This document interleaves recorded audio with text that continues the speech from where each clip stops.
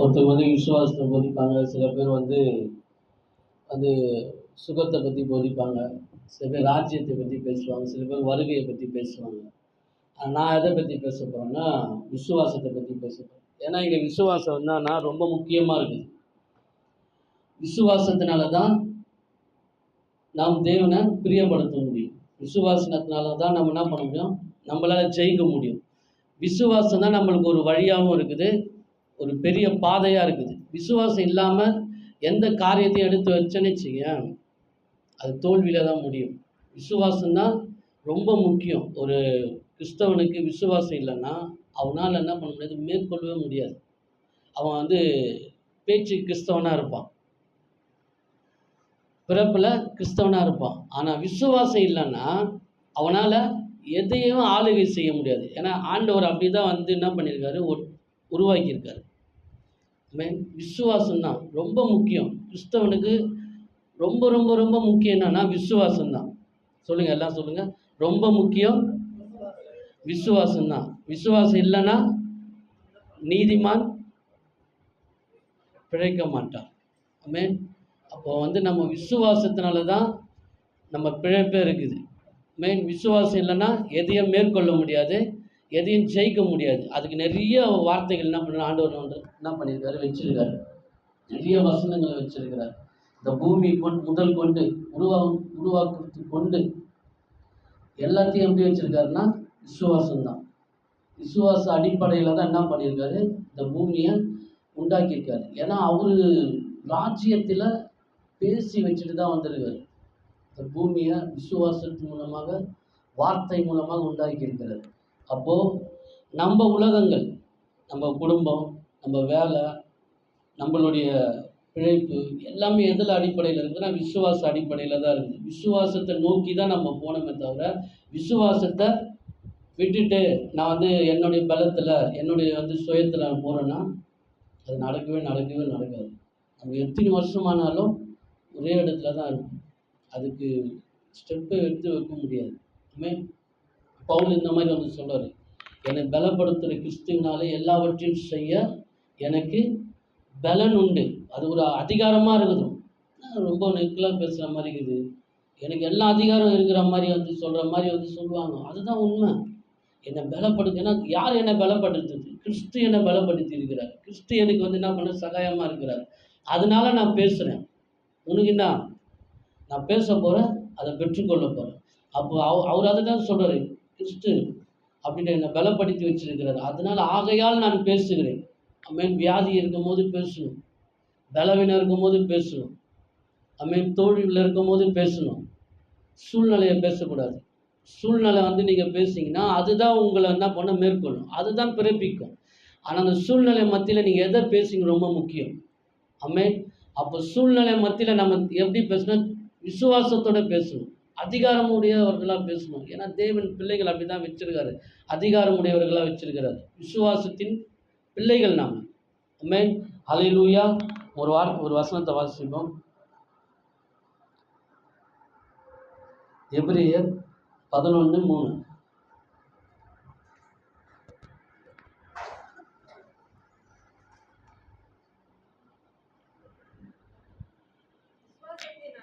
விசுவாசத்தினாலே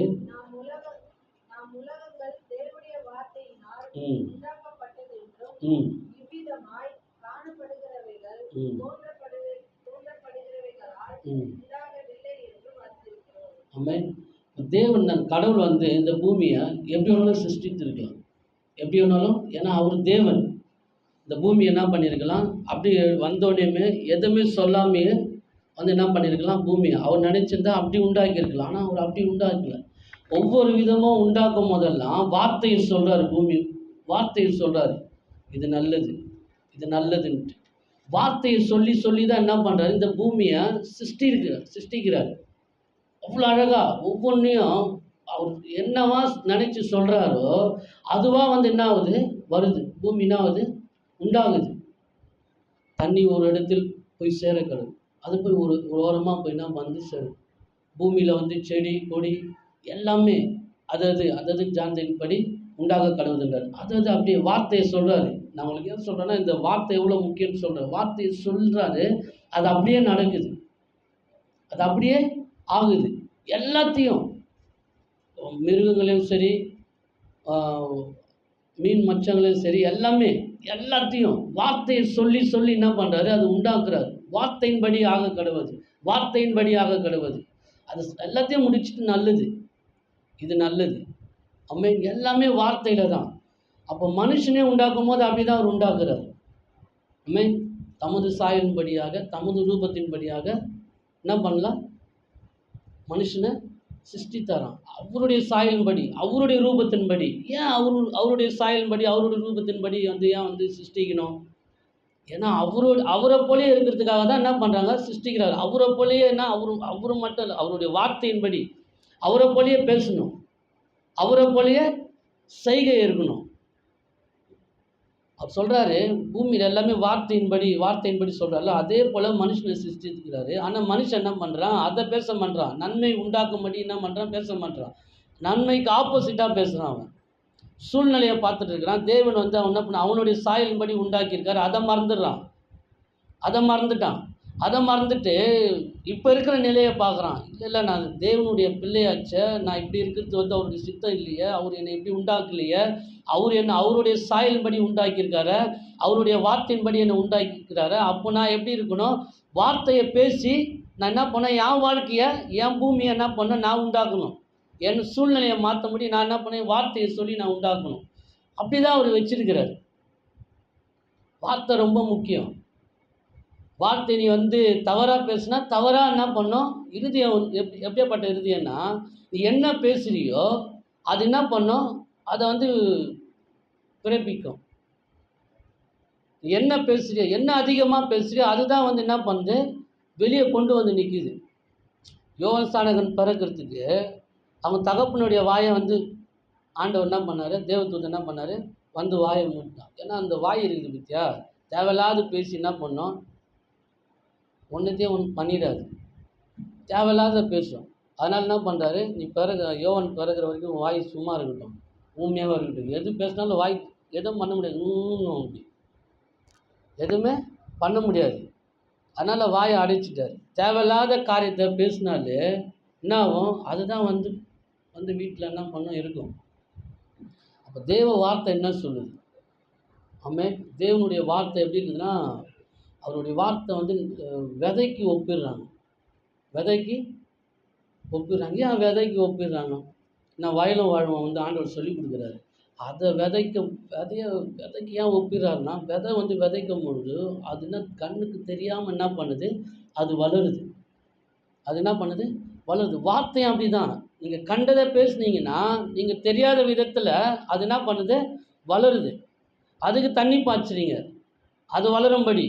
ஐயோ ஒன்றுமே இல்லை, இப்படியே தான் இருக்கிறோம், வியாதியாக தான் இருக்கிறோம், கஷ்டமாக தான் இருக்கிறோம், இது ஓயாமல் பேசினிருந்தா கண்ணுக்கு தெரியாமல் அது என்ன பண்ணுது, பயங்கரமாக வளர்ந்து அறுத்து மூட்டையாக என்ன பண்ணுது, குடனில் வச்சுனே இருக்குது.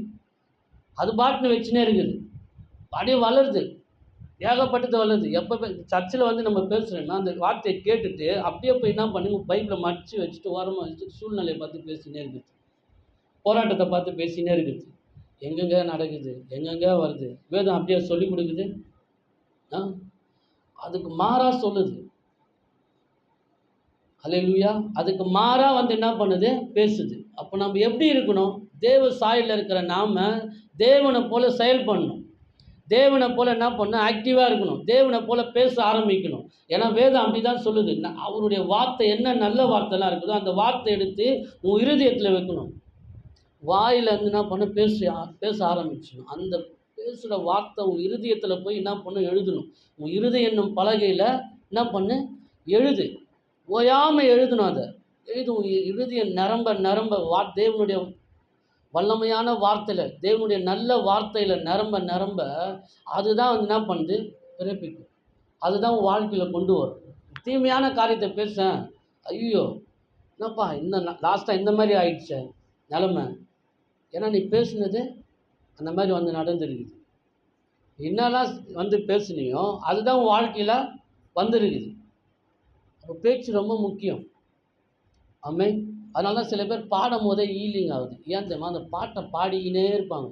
ஓயாமல் ஓயாமல் பாட்டு பாடிக்கினே இருப்பாங்க. ஏன்னா அந்த பாட்டு தேவனுடைய வசனத்தில் நிரம்பி இருக்குது. அது இன்னும் அறியாமல் இருதயத்தில் உட்காருது. நீ எதுக்காக நீ பாடுறியோ அந்த காரியத்தை என்ன பண்ணுது? உடலுக்கு போய் அதை சுகப்படுத்துது. ஆமென். வேறு காரியத்தெல்லாம் பேசணுன்னா நான் வாய் கிழிய பேசுவாங்க வீட்டில் உக்காஞ்சி. ஆனால் தேவனுடைய வார்த்தையை மட்டும் அறிக்கை பண்ண சொல்ல தூக்கம் வரும். அப்போ தான் கொட்டாய் வரும். அப்போ தான் என்ன பண்ணுவாங்க? வேறு அங்கேருந்து ஃபோன் வரும். அப்படியே என்ன பண்ணுவாங்க? பேசிக்கினே இருப்பாங்க. ஆனால் தேவனுடைய வார்த்தையை மட்டும் எடுத்து என்ன பண்ண மாட்டாங்க? ஒரு நாளும் பேசவே மாட்டாங்க. இங்கே ஜீவன் இருக்குது. இந்த வார்த்தையில் ஜீவன் இருக்குது. எல்லா எல்லா சமயத்துலேயும் இதை எடுத்து நீ பேச ஆரம்பிச்சேன்னா உன் இருக்கிற நிலை மாறிடும். உன் சூழ்நிலை மாறும். போராட்டங்கள் மாறும். ஆமென். எல்லா பிரச்சனையும் என்ன பண்ணும்? விடுதலையாக இருக்குது இந்த வார்த்தை ஒண்டி தான். இப்போ தேவனால் பிறந்ததெல்லாம் உலகத்தை ஜெயிக்கன்னு வேதம் எழுதி இருக்குது. தேவனால் பிறந்த நான் உலகத்தை ஜெயிக்கிறவனா இருக்கிறேன்னா மெயின் எல்லாமே தெரிஞ்சவங்களாக இருக்கிறதுனால நான் வந்து சாதாரணமாக வந்து பேசுவேன். ஏன்னா வந்து எல்லாம் நம்ம ஆளுங்க தான். வந்து ஒரு வீட்டு கூட்டம் மாதிரி தான் இருக்குது இது. அப்போது நம்ம ஆளுங்களாக இருக்கிறதுனால என்ன ஆகுதுன்னா நம்ம வந்து ஓப்பனாக வந்து பேசிடுறோம். சரிங்களா? வெளி இடத்துல பேசும்போது கொஞ்சம் அடக்கி வாசிக்கிற மாதிரி இருக்கும். என்னன்னா நம்ம வீட்டில் தேவனால் பிறந்ததெல்லாம் உலகத்தை ஜெயிக்கணும்னு வந்து வேதம் சொல்லுது. அப்போ தேவனால் பிறந்த நாம் உலகத்தை ஜெயிக்கிறோமா? ஃபஸ்ட்டு நம்ம ஜெயித்துக்கிறோமா? பலவீனம் வரும்போதோ எதை பார்த்து பேசுகிறோம்? எந்த சூழ்நிலையை பார்த்து பேசுகிறோம்? வீட்டில் கஷ்டம் கண்ணீர் வரும்போது எதை பார்த்து பேசுகிறோம்? எதை நோக்கி வந்து நம்ம வந்து இருக்கிறோம்? வேதனைப்படுறோம்? ரொம்ப முக்கியமாக இருக்குது. ஆமென். ஒரு வசனத்தை எடுப்போம்.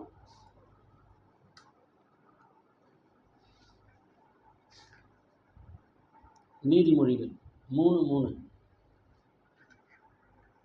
வசனத்தெல்லாம் எழுதி வச்சுக்கிங்க.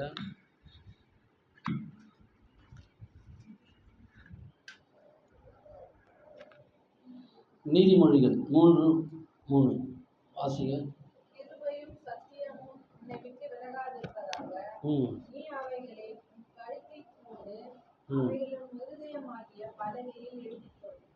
இருதயமான பலகையில் எழுதிக்கொள். ஃபஸ்ட்லேருந்து படிங்க. சத்தியம் கிருபையும் சத்தியமும் உன்னை விட்டு விலகாதபடிக்கு. சத்தியம் என்ன பண்ணும்? உன்னை விட்டு விலகாதபடிக்கு என்ன பண்ணணும்? அதை பேசிகிட்டே இருக்கணும். உன்னை விட்டு விலகவே கூடாது அந்த சத்தியம். ஏன்னா அந்த சத்தியம் என்ன பண்ணும்? உன்னை விடுதலையாக்கும். அந்த வார்த்தை மட்டும் நீங்கள் நல்லா பிரெத்தாக வந்து வாசித்து பாருங்கள். அந்த சத்தியம் உங்கள் வாயை விட்டு பிரியாமல் இருந்ததுன்னா நீங்கள் எல்லாத்திலும் என்ன பண்ணலாம்? ஜெயிக்கலாம். எல்லாத்திலும் என்ன பண்ணலாம்? முன்னேறி போகலாம். அதுதான் சத்தியம் உன்னை விட்டு விலகக்கூடாது. சத்தியம் உன்னை விட்டு விலகக்கூடாது. இருதயம் என்ன? பலகையில் எழுது. அப்போது இருதயம் என்னும் பலகையில் எழுதுனா இந்த வார்த்தையை அதுதான். அது நான் அப்புறம் இன்னொரு வசனத்தை எடுத்து வாசிக்கிறேன். அது வந்து விதைக்கு ஒப்பாக இருக்குது. அப்போ இருதயம் என்னும் பலகையில் எழுதுனா அப்போ இருதயத்தில் அந்த வார்த்தையை விதைச்சினே இருக்கணும். அந்த வார்த்தையை பேசிக்கினே இருக்கணும். ஓயாமல் பேசிக்கினே இருக்கணும். எப்போங்கெல்லாம் பேசுனா அந்த துன்பம் போகிற வரைக்கும் பேசு. உங்ககிட்ட இருக்கிற அந்த கஷ்டம் போகிற வரைக்கும் பேசு. அதை விட வேறு என்ன வேலை இருக்குது உனக்கு? பிரச்சனையை பேசுனா வந்து தீர்வு உனக்கு கிடைச்சலன்னா பிரச்சனையை பேசிக்கோ. பிரச்சனை பேசினா இன்னும் பிரச்சனை பெருசாகினே இருக்குது. அதுக்கு மாறாக என்ன இருக்குது? அதை தானே பேசணும். பிரச்சனையே பேசினே இருந்தால் பிரச்சனை வந்துனே தான் இருக்கும். ஏன்னா நீ பேசிக்கினே இருக்கிற. அதை தொடர்ந்து என்ன பண்ணுற? வலியுறுத்தினே இருக்கிற. அதை கூப்பிட்டுக்கினே இருக்கிற. ஓயாமல் என்ன பண்ணுற? உறுதியத்தில் வச்சுட்டே இருக்கிற. அதனால் என்ன பண்ணுது? பிரச்சனைக்கு மேலே பிரச்சனை வந்துனே இருக்குது. ஒரு பாஸ்டர் ஒரு பையனை ஒருத்தரை பார்த்தோன்னே சொல்லிட்டார், ஏப்பா இவன் பிரச்சனையே முட்டை விட்டுன்னு போயினே இருப்பான்பா இவன் அப்படின்னு சொல்லிட்டாரு. ஒருத்தனை பார்த்தோன்னே சொல்லிட்டார் அவர், ஏப்பா இவனை விட்டு இவன் வந்து பிரச்சனை வந்து இவங்கிட்ட வரலப்பா, இவன் தான்ப்பா கூப்பிட்றான் பிரச்சனை, இவன் தான்ப்பா போய் முட்டை விட்டுனாங்கிறான் அதை அப்படின்றார். இவனே தான்ப்பா ஒரு பிரச்சனை போனோன்னே அந்த இன்னொரு பிரச்சனை தேடி போகிறான்பா. ஏன்னா அவன் பேசிக்கினே இருக்கிறான் அதை. அப்போ எதை பேசுகிறானோ அது அவன் வாழ்க்கையில் வரும். ஏன் இதை சும்மா அதை அப்படியே பேசிக்கினே தொடர்ந்து ரிப்பீட்டாக பேசினே இருக்கிறேன்னா, இதை நம்ம பேசிக்கிட்டே இருக்கிறோம். வீட்டில் இதையே பேசிகிட்டு இருக்கிறோம். அதனால தானே வந்து இது தேவையில்லை, இது வானா தேவனுடைய வார்த்தை சத்தியத்தை இருதயத்தில் வை அப்படின்னு சொல்கிறோம். சத்தியம் தான் உன்னை விடுதலை ஆக்குன்னு வேதம் சொல்லுது. அப்போ சத்தியத்தை பேசாமல் நீ பாட்டுன்னு வந்து சத்தியம் இல்லாததை பேசினே இருக்கிற. உண்மை இல்லாததை பேசினதா எப்படி அப்போ வாழ்க்கையில் வளரும்? அம்மேன். கற்றுக்கணும், நம்மளும் கற்றுக்கணும், நானும் கற்றுக்கிறேன். அம்மேன். நானும் இதில் வளரணும்னு விரும்புகிறேன். ஏன்னா தேவனுடைய வார்த்தை அப்படி இருக்குது. தேவனுடைய வார்த்தை ஒரு மனுஷனை, கீழே இருக்கிற மனுஷனை ராஜாவாக மாற்றுது. நம்ம இருக்கிறதுலையே அடிமட்டத்தில் இருக்கிறான். யார்? தாவீது. ஆடு மேய்க்கிறான்.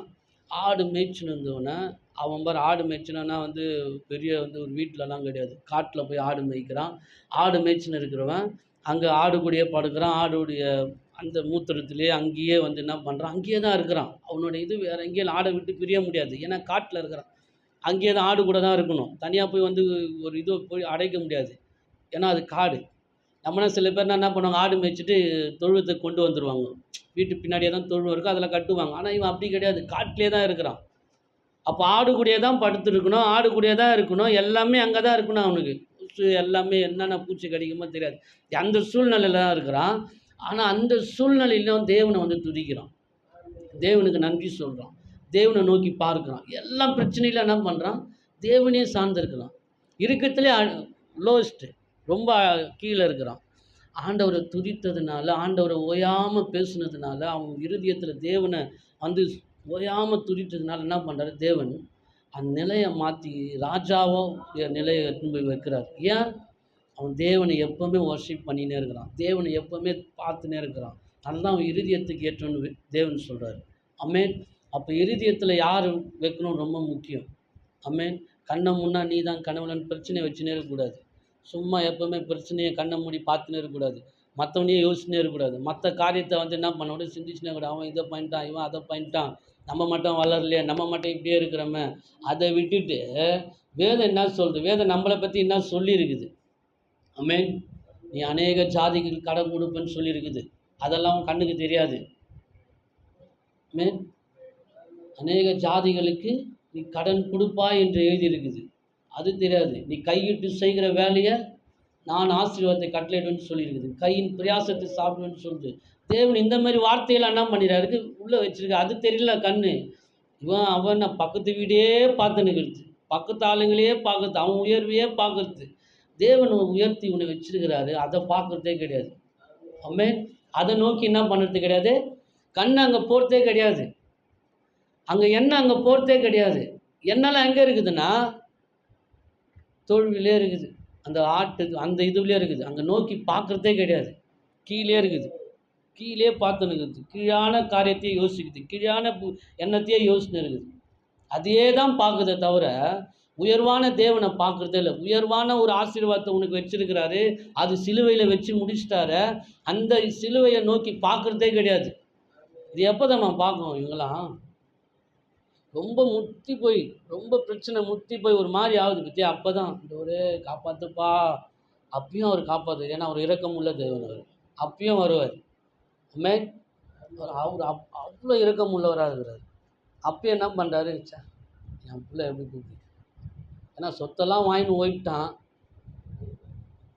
எல்லாத்தையும் அவனை என்ன பண்ண, வந்தவொடனே அவனை வீட்டில் சேர்க்கக்கூடாது, அச்சு தோர்த்துன, டேய் வராது, அப்படியே போயிடு, எதுக்கு வீடை தேடி வர, அப்படி சொல்லணும். அப்படி சொல்ல அவர் போய் வெளியே நின்று காத்துருக்கு. ஒவ்வொரு நாளும் பார்த்துட்டே இருக்கிறாரு, பையன் எப்போ ரிட்டர்ன் வருவான், எப்போ பார்ப்பான், எப்போ அப்பாவை நினச்சி பார்ப்பான், எப்போ அப்பாவை கூப்பிடுவான் அப்படின்னு வெளியே போய் காத்துருந்து ஒரு நாள் வரான்.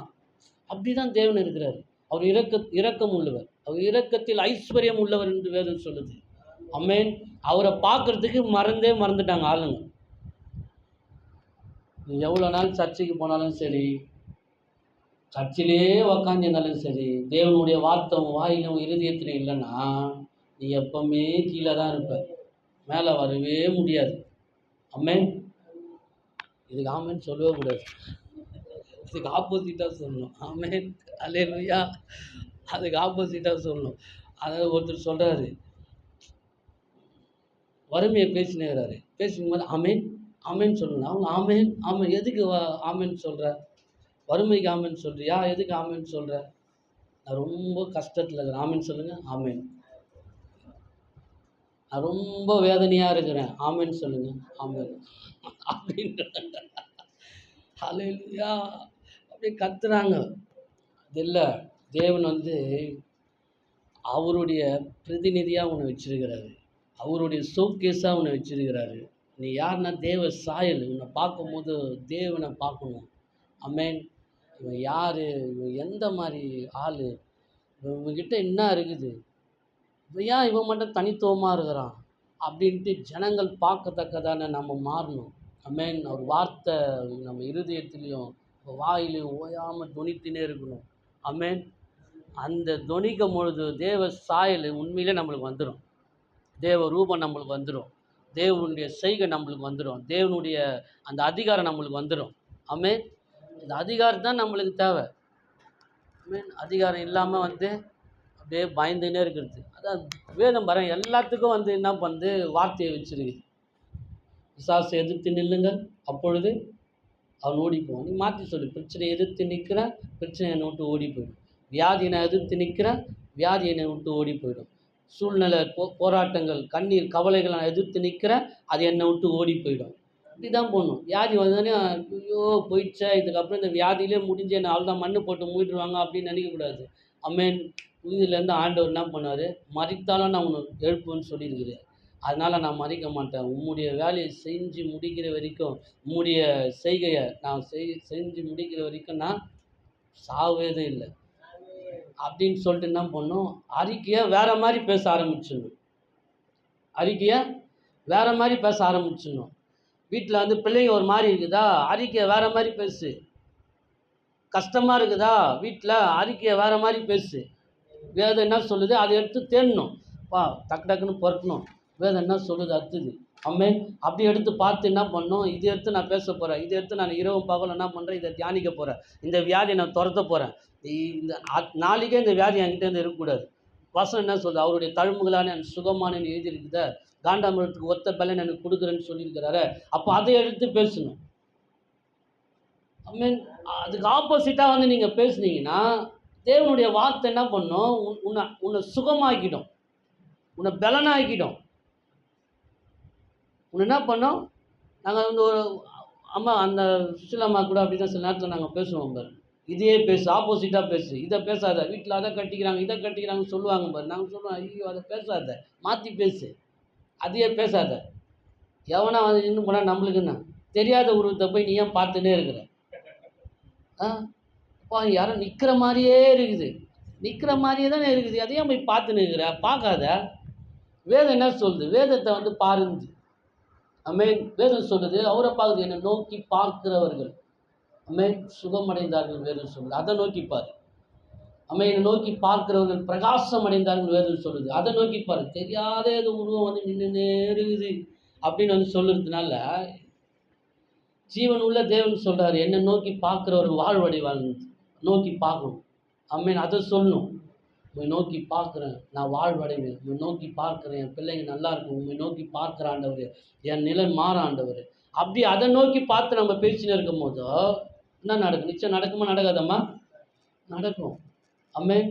நிச்சயமாக நடக்கும் அது. அம்மேன். நம்ம பேசுகிற பேச்சு தான் நம்மளை மாற்றும். அம்மேன். ஹல்லேலூயா. இன்னொரு வசனத்தை வாசிப்போம். சங்கீதம் 45:1.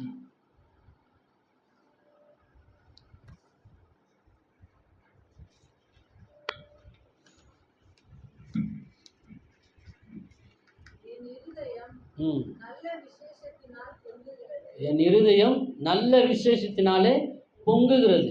அப்போ நல்ல விஷயம் பேசும்போது தான், நல்ல காரியத்தை பேசும்போது தான் இருதயம் என்ன பண்ணுது, பொங்க ஆரம்பிக்குது.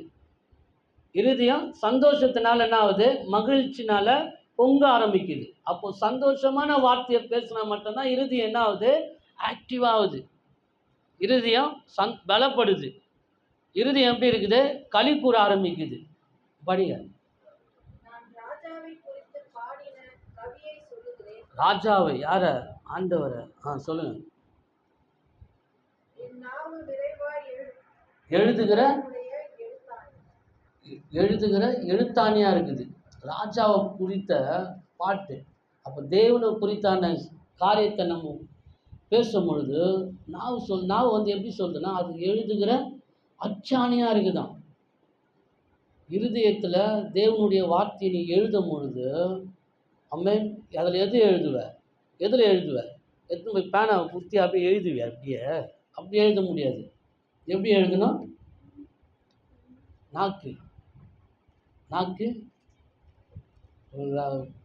பாஸ்டர் ரவி வந்து சொன்னார், இந்த நாக்கு தான்ப்பா சண்டைகள்லாம் பயங்கரம், இதெல்லாம் பேசிட்டு போய் உள்ளே போய் ஒழிஞ்சிக்குது, ஆனால் அடி வாங்குறது எல்லாமே மூஞ்சி, கண், கை, கால் எல்லாமே அடி வாங்குது அப்படின்ற மாதிரி இந்த நாக்கு வந்து பாரு, நம்ம எதோ சாதாரணமாக நினைக்கிறோம். இது பேசிட்டு போய் உள்ளே கம்முன்னு ஆயிடுது. ஆனால் அதுக்கு ஒரு அடியும் உழுத்து கிடையாது. அதுக்கு ஒரு அடியாக உழுத்தே கிடையாது. எல்லா அடியும் எங்கே உழுது? அது சொல்லும், கண்ணு பேசும், ஐயோ நான் உள்ள அவன் தான், அவனை பிடிச்சி வெளியே வீழ்த்தாரு அப்படின்ற மாதிரி அது வாய்ந்து அது பேச ஆரம்பிச்சிடும். என்ன ஏன்பா அடிக்கிற? இங்கே கண்ணன் கேட்கும், உள்ள நானா பேசுனேன் அந்த மாதிரி. அப்போது இந்த நாக்கில் நீ என்ன வார்த்தையை பேசி இருதயத்தில் எழுதுறியோ அது வரும். இது பேசும்போது அடி வருதா? நீ தப்பாக யாருன்னா பேசிப்பா, டப்புன்னு வரும், சல்லுன்னு வரும். என்னப்பா பேசுனேன்? நெக்கெல்லாம் பேசுனேங்க, வந்துச்சுங்க, ஒரே குத்து குத்துனாங்க. அப்போ நாக்கில் நீ நல்ல வார்த்தையை பேசுனா வந்துடும். இருதயம் மகிழ்ச்சியாகும், ஆயுசு கூடும், வயசு ஆகாது. ஏன்? இருதயம் சந்தோஷமாக இருக்கும் போதோ, மகிழ்ச்சியாக இருக்கும் போதோ, பலனாக இருக்கும் போதோ இந்த வயதான தோற்றமே தெரியாது. ஆமென், அல்லேலூயா. அதுதான் வந்து தேவனுடைய வார்த்தையாக இருக்குது. அப்படி தான் வந்து என்ன பண்ணுது, தேவனுடைய வார்த்தை அப்படி தான் உன்னை மாற்றும், அழகுள்ளதாய் மாற்றும் ஒன்று. ஆமென். அதுதான் நாக்கு ரொம்ப முக்கியம். நாக்கு வாழ்க்கையை மாற்றிடும், வாழ்க்கை அற்புதமாக மாற்றிடும். இந்த நாக்கு அவ்வளோ அருமையாக வந்து நீ பேசணும், தேவனுடைய வார்த்தையை எடுத்து பேசணும். நான் கீழே இல்லாமல் மேலாக இருப்பேன் அப்படின்னு பேசணும். வீட்டை நான் வாங்குவேன், வீடு இல்லைன்னா சொல்லுங்கள், நான் ஒரு வீட்டை வாங்குவேன், வீட்டை கட்டுவேன், கண்டிப்பாக ஆண்டவர் அந்த புது வீட்டில் என்னை விடுவார் அப்படின்ட்டு பேச ஆரம்பிக்கணும். ஆமென், ஹல்லேலூயா. இன்னொரு வசனத்தை வாசிப்போம். யாக்கோபு 1:26.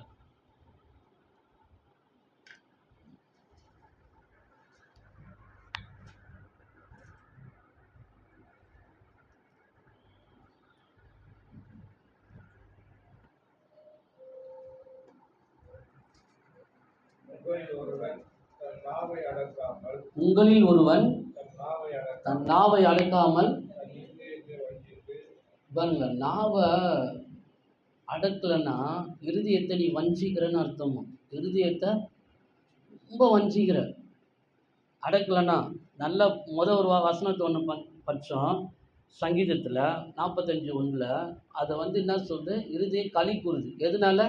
வார்த்தையினால் களி கூறுது. இதை பாரு, இந்த வசனத்தை படிக்கும் போது பாருங்க எப்படி இது, உன் இருதயத்தை படிங்க, நாவை அடக்கணும், வஞ்சித்து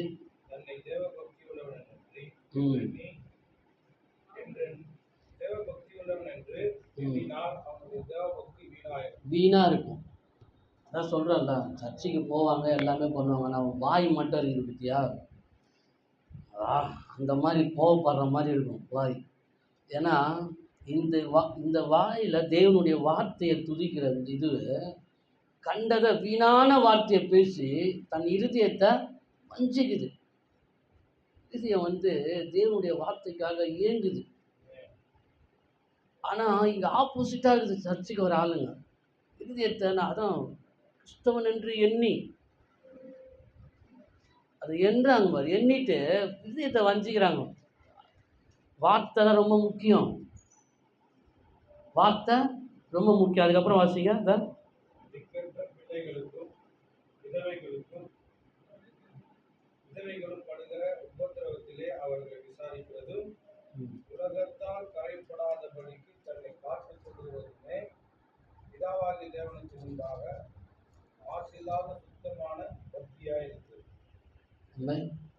ரொம்ப நாக்கு ரொம்ப முக்கியம், புரிஞ்சுங்களா?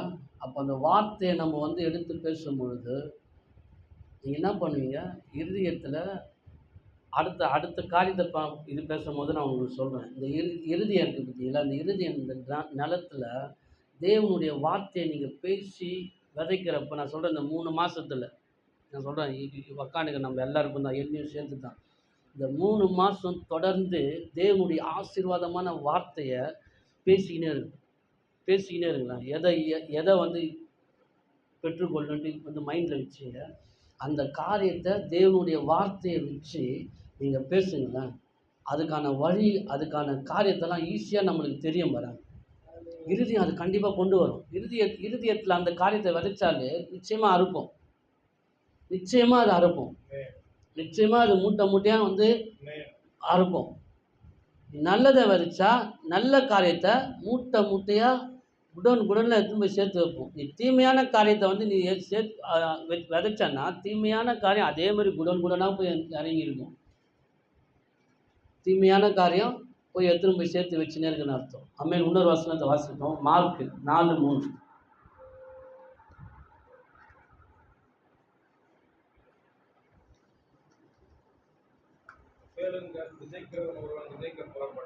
கேளுங்கள், விதைக்கிறவன் ஒருவன் விதைக்க புறப்பட்டான்.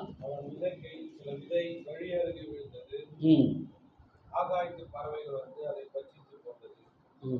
சில விதை அதிக மண்ணில்லாத கற்பாறை நிலத்தில் விழுந்தது. அதற்கு ஆழமான மண்ணில்லாததினால் அதை சீக்கிரத்தில் முளைத்தது. இதே வெயில் ஏறினதோடு இல்லை, அது 4:3 மட்டும் வாசி. நீ வாசிக்காது, அவங்க வாசிக்கிட்டு அவங்க நிறுத்தி வாசிக்கிட்டு நல்லா இருக்குது.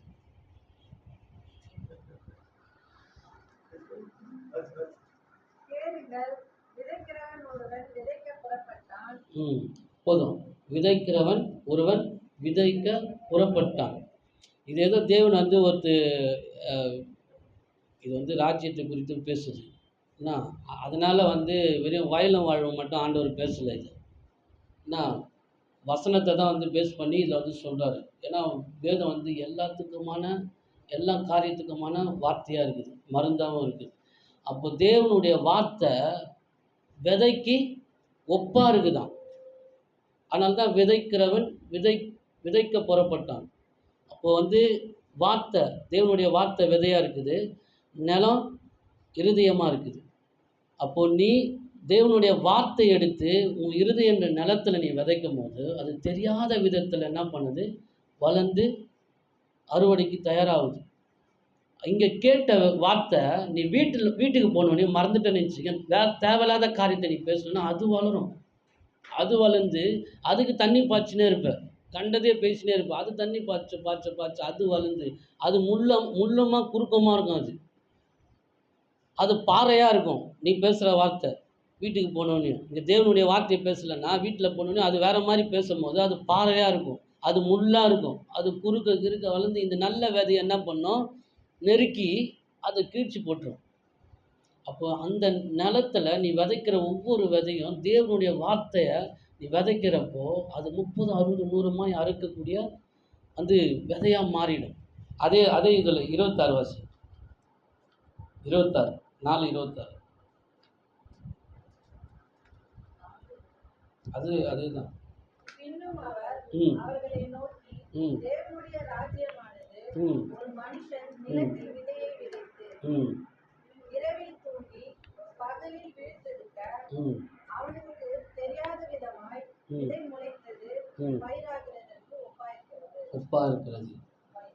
ஒப்பா இருக்கிறது. அப்போ பாருங்க, அப்போ வார்த்தை எவ்வளோ முக்கியம். புரியுதா?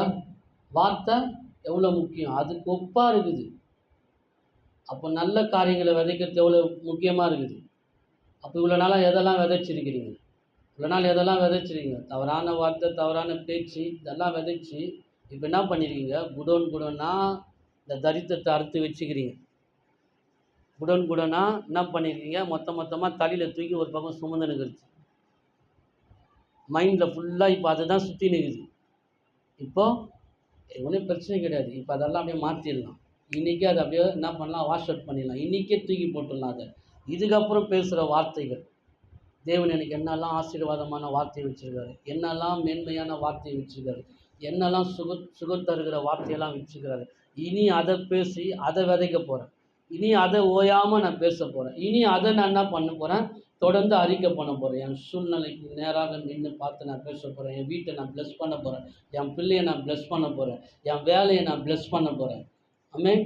இதை இனிமேல் நான் பேசி இனி என் இருதயத்தை நல்ல வார்த்தையினால் என்ன பண்ண போகிறேன், நான் விதைக்க போகிறேன். இனி நல்ல காரியங்களை நான் அறுக்க போகிறேன். ஆமென். நல்ல காரியங்களை இன்றைக்கி என்ன பண்ண போகிறேன், ஒவ்வொரு நாளும் நான் எடுத்துக்கொண்டே இருக்க போகிறேன். ஒவ்வொரு நாளும் என்ன பண்ண போகிறேன், நல்ல வார்த்தையை பேசி பேசி என் வாழ்க்கையில் நன்மையானதை ஒவ்வொரு நாளும், ஒவ்வொரு மாதம் ஒவ்வொரு வாரம் அறுத்துக்கிட்டே இருக்கணும். வந்து ஒவ்வொரு நாளும் ஒவ்வொரு வாரம் என்ன பண்ணணும், சாட்சி சொல்லிக்கிட்டே இருக்கணும். இந்த வாரம் தேவன் எனக்கு இந்த நன்மையை செஞ்சார், எனக்கு தேவன் இந்த இந்த மாதம் இந்த ஒரு நன்மையை செஞ்சார் அப்படின்ட்டு என்ன பண்ணணும், சாட்சினால என்ன பண்ணணும், சபை கூடணும், சபை பெருகணும். ஆமென். சபை சின்னதாக இருக்குதா, ஆண்டவர்கிட்ட நல்லா பேசணும். ஆமென். ஆண்டவரே, நீ என்னை விசாலமாக்குன்னு சொல்லியிருக்கீங்க, நான் கால் மிதிக்கிற தேசத்தை எனக்கு தருவேன்னு சொல்லியிருக்கீங்க அப்படின்னு என்ன பண்ணணும், பேச்சை மாற்றணும். ஆமென். குறை சொல்கிறவங்கெல்லாம் கோலியாத்து மாதிரி அதெல்லாம் விட்டுருங்க. ஆமென். அவன் குறை சொல்கிறவன் சொல்லின்னு தான் இருப்பான். நம்ம இனி குறை சொல்லாதவர்படி என்ன பண்ணணும், தேவனுடைய வார்த்தை எடுத்து பேசுகிறவர்களாக மாறிடணும். இனிமேல் நம்மளை பாஸ்ட்டை வந்து இனிமேல் பார்க்கக்கூடாது. இனிமேல் ஃப்யூச்சரை தான் பார்க்கணும். பாஸ்ட்டை நோக்கி பார்த்துட்டு அதெல்லாம் வந்து பார்த்துனே தான் நம்ம மூளை கெட்டு போயிடும். வெளியே இருந்தால் சாப்பாடு எப்படி கெட்டு போகுது, அது மாதிரி கெட்டு போயிடும். எப்போ பாரு ஓயாமல் அதையே சிந்திச்சு தூக்கம் இல்லாமல் என்ன பண்ணணும், அது ஒரு கரையான் மாதிரி, அது மூளையை அரைச்சிடும். வேறு எந்த காரியத்தையும் யோசிக்க விடாது, வேறு எந்த காரியத்தையும் என்ன பண்ணாது, சிந்திக்க விடாது. பிசாசுடைய தந்திரமே அதுதான். நன்மையானதை சிந்திக்க விட மாட்டான். அவன் எதுக்கு வரான், திருடவும் கொல்லவும் அழிக்கவும் வரான், வேறு ஒன்றுக்கும் வரான். அவன் அதுக்கு தான் வரான். கண்ட காரியத்தை சிந்திக்கவும், கண்ட காரியத்தை வந்து என்ன பண்ண பேசுவோம், என்ன பண்ணுறான், உன்னை அந்த மாதிரி காரியத்துக்குள்ளே தள்ளுறான். ஆனால் அவர் சொல்கிறார், நானும் ஜீவனை உண்டாக்கவும் அது பரிபூர்ணப்படவும் வந்திருக்கின்றார். அப்போ ஜீவனை எது உண்டாக்குது, தேவனுடைய வார்த்தை தான் ஜீவனை உண்டாக்குது. அப்போ ஜீவனை உண்டாக்குற வார்த்தையை பேசாமல் நம்ம மாறி பேசுகிறோம். அதை சுகம் இல்லாதவங்க, பலவீனத்தில் இருக்கிறவங்க ஏன் பேசாமல் இருக்கிறாங்க, வீட்டில் சும்மா தானே இருக்கிறாங்க. வியாதினால அந்த வியாதியை சிந்திச்சு இருக்கிறாங்க. வியாதி போகுதா, நாங்கள் இந்த வியாதி இப்படி இருக்குது, நான் ஐயோ என்ன ஆகிடமோ ஏதாயிடமோ வந்து அவள் தான் போல இருக்குது என் வாழ்க்கை, இதையே சிந்திச்சுருந்தா நாள் பட என்ன ஆகும், முகம் டல்லாகிடும், இறுதி என்ன பண்ணும், பலவீனம் ஆகிடும், மூளை அதையே யோசிக்க ஆரம்பிச்சிடும். அதே காரியத்தை யோசிக்கும் போது சாப்பாடு சரியாக இறங்காது. இது எல்லாமே எதனால் வருது, நீ யோசிக்கிறதுனால தான் வருது. அப்போ நீ ஆப்போசிட்டாக யோசிக்கணும். தேவன் இல்லை, தேவன் என்னை சுகமாக்கக்கூடிய வல்லவராக இருக்கிறாரு, அவர் தழும்புகளாலே நான் சுகமானேன், சிலுவையில் அதை செய்து முடித்திருக்கிறார். நான் இதை தொடர்ந்து பேச போகிறேன். நான் இதை சாப்பிடும் போது சொல்கிறேன், என் அப்பத்தின் தண்ணீரை ஆசீர்வதித்து என் மத்தியில் வியாதை விலக்கி என் ஆயுசு நாட்களை பூரணப்படுத்தி இருக்கிறேன், நான் இனி அதை பேச போகிறேன் அப்படின்னு எடுத்து பேசணும். வியாதியில் இருக்கிறவங்க எடுத்து பேச ஆரம்பிக்கணும். சர்ச்சைக்கு போயிட்டு வந்ததுனால ஒன்றுமே நடக்க போகிறது கிடையாது. நீ வாயை திறந்து பேசலைன்னா உன் எதுவுமே வாய்க்காது. தேவன் அப்படி தான் சிருஷ்டித்து இருக்கிறாரு. தேவன் அப்படி தான் வந்து என்ன பண்ணுறாரு, வச்சிருக்கிறாரு. அப்போ நீ வாயை திறந்து பேசலைன்னா உனக்கு எதுவுமே நடக்காது. ஆமென். இப்போ வாயை திறந்து பேச ஆரம்பிக்கணும். வியாதியை பார்த்து, சூழ்நிலையை பார்த்து, போராட்டத்தை பார்த்து பேசணும். வீட்டை பார்த்து ப்ளஸ் பண்ணணும். வீட்டுக்குள்ளே வந்தோடனே ஐயோ வீடு இப்படி இருக்குது, வீட்டுக்குள்ளே வந்தாலே ஒரு தரித்திரமாக இருக்கிற மாதிரி, அவ்வளோதான். தரித்திரம் பின்னாடி இன்னொன்று லைன் கட்டி நின்று உள்ளே வந்துடும். இருக்கிற வீட்டை என்ன பண்ணணும், ப்ளஸ் பண்ணணும், அது அழகாக மாற்றணும். இது தேவனுடைய வீடு, இது தேவன் வசிக்கிற இடம், இது தேவன் உள்ளே வந்து இருக்கிற இடம். இந்த வீடு நல்லா இருக்கும். இந்த வீடு இப்போ இருக்குது, இப்போ இந்த நிலம் மாறிடும், வீட்டில் அழகாகிடும். இந்த வீட்டில் இது வரும், இந்த வீட்டில் அது வரும், இந்த வீட்டில் நல்லா புது பீரோ வரும், இந்த வீட்டில் நல்லா பெரிய டிவி வரும், நல்லா வந்து சோஃபா செட்டு வரும். இந்த வீடை நான் கட்டுவேன், ஆண்டவர் என் மேலே இருக்கிறார், தேவனுடைய வார்த்தை இருக்குது, நான் அடுத்து பேசுவேன், நிச்சயமாக உயர்வு எனக்கு உண்டாகும். ஆமென். இதை பேசணும் பாருங்க. இதை பேசும் போது தான் இருதயமும் சந்தோஷப்படும். ஆமென். ஹல்லேலூயா. அப்போ இருதயம் சந்தோஷம் படும்படியாக நம்ம பேசினாதான் வாழ்க்கை முன்னேறும். எனக்கு தெரிஞ்ச நண்பர்கள்லாம் நிறைய பேர் இருக்காங்க, எழுந்து நின்று பேசின ஆள்லாம் இருக்கிறாங்க. ஓயாமல் பேசின்னு இருப்பாங்க, ஓயாமல் துதிச்சுன்னு இருப்பாங்க, ஓயாமல் இது பண்ணின்னே இருப்பாங்க. விசுவாசத்தோடு நம்ம வந்து பேசணும்னா நிச்சயமாக அது கிடைக்கும். விசுவாசத்தோடு நம்ம பேசுமானால் நிச்சயமாக அது நம்ம வாழ்க்கையில் கிரியை செய்யும். ஆமென். ஹல்லேலூயா.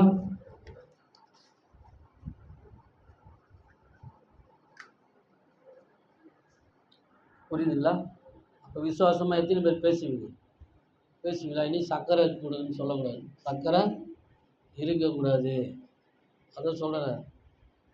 நம்ம கர்த்தரையே பாடு, சர்க்கரையே வராது. அவ்வளோதான். அக்கறையோடு பாடினாலே சர்க்கரை வராது. அப்போ கர்த்தர் எனக்கு இருக்கிறாரு, அந்த அக்கறையோடு பாடணும். தேவன் ஒருத்தர் இருக்கிறாரு, என்னை சுகப்படுத்துவார். ஆமென். நிச்சயமாக நான் நல்லா இருப்பேன். 4 பேருக்கு உதவி பண்ணுற அளவுக்கு என் வாழ்க்கையில் தேவன் பெருக்கத்தை உண்டாக்குவார். நிச்சயமாக அதை செய்வார். அதுக்கான பலன் தேவன் செஞ்சு வச்சிருக்காரு கல்வாரி சிலுவையில். ஆமென். அவர் எனக்காக நிர்வாணமானாராம். எனக்காக நிர்வாணமாக இருக்கிறாரு. ஏன்? நான் தரித்திரனாக இருக்கக்கூடாதபடிக்கு அவர் தரித்திரராக ஆனாராம். ஆமென். அவர் தரித்திரர் ஆனதுக்கு நீயும் தரித்திரன்னா என்ன பிரயோஜனம்? நீயும் வியாதியில் இருந்தால் என்ன பிரயோஜனம்? ஆமென். அவர் தரித்திரம் ஆயிட்டாராம். யார் தரித்திரத்தை எடுத்துட்டார்? உன் தரித்திரத்தை மாற்றி என்ன பண்ணிட்டாரு? அவருடைய ஐஸ்வர்யத்தை உனக்கு கொடுத்துட்டாரு. அவர் சமாதானத்தை உனக்கு கொடுத்துட்டாரு. அவர் சந்தோஷத்தை என்ன பண்ணுறாரு? கொடுத்துட்டாரு. அவர் மகிழ்ச்சியை உங்கள்கிட்ட கொடுத்துட்டாரு. அப்போ நீ இன்னும் மகிழ்ச்சியே வரலன்னா கம்முன்னு இருக்கக்கூடாது. தேவனுடைய மகிழ்ச்சி எனக்குள்ளே இருக்குது, தேவனுடைய கிருபை எனக்குள்ளே இருக்குது, தேவனுடைய தயவு எனக்குள்ளே இருக்குது, தேவனுடைய ஆற்றல் எனக்குள்ளே இருக்குது. இதை நீ பேச ஆரம்பிக்கணும். ஆமென். இதை நீ பேசிப்பாரு, நிச்சயமாக ஆண்டவர் உன் வாழ்க்கையில் பெரிய காரியங்களை செய்வார் பாருங்க. ஆமென். பெரிய காரியங்களை செய்வார். வசனத்தை தேடுங்க, வசனத்தை தேடி பேசுங்க. மலையை பார்த்து பேச சொல்கிறாரு.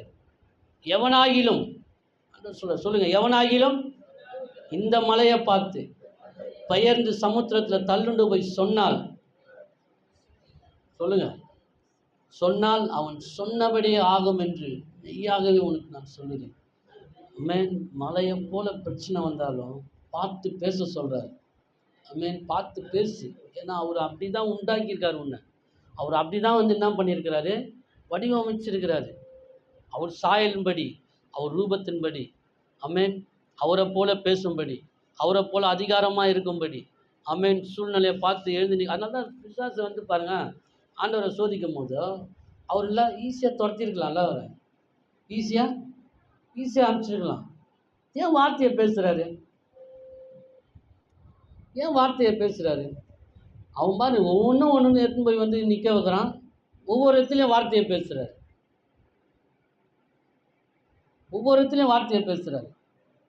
அப்போ வார்த்தைக்கு அவ்வளோ வல்லமை இருக்குது.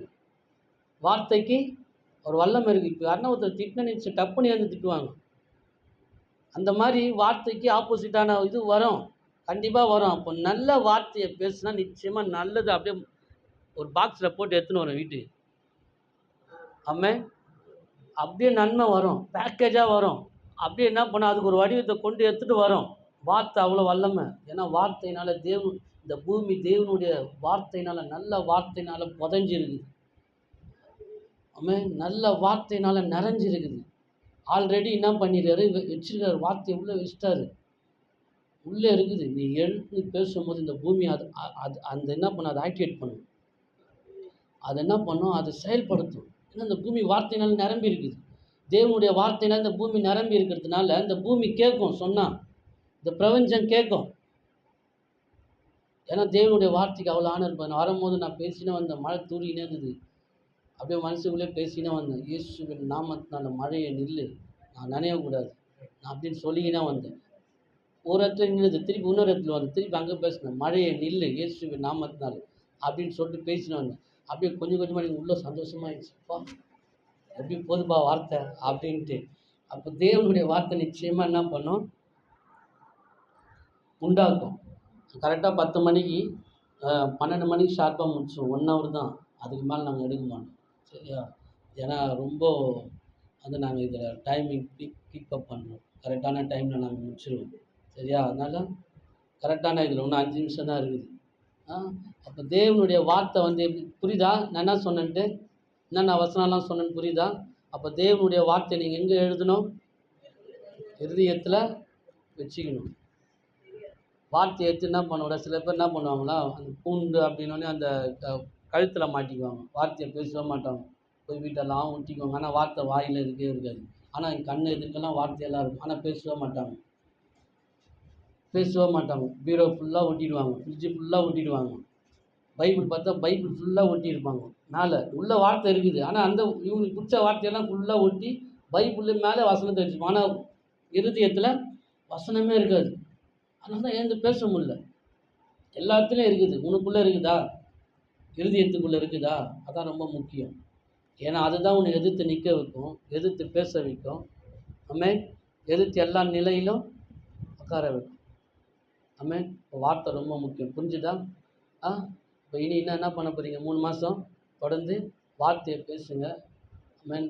நெக்ஸ்ட்டு ஒரு டைம் வந்ததுன்னா மாதத்துல ஒரு நாள் நாங்கள் வரணும்னு முடிவு பண்ணிக்கிறோம். அதனால் மாதம் மாதம் நாங்கள் ஒரு நாள் வருவோம். ஆண்டவர் பெரிய காரியங்களை செய்வார். உங்களை தேவன் ஆசீர்வதிப்பார்.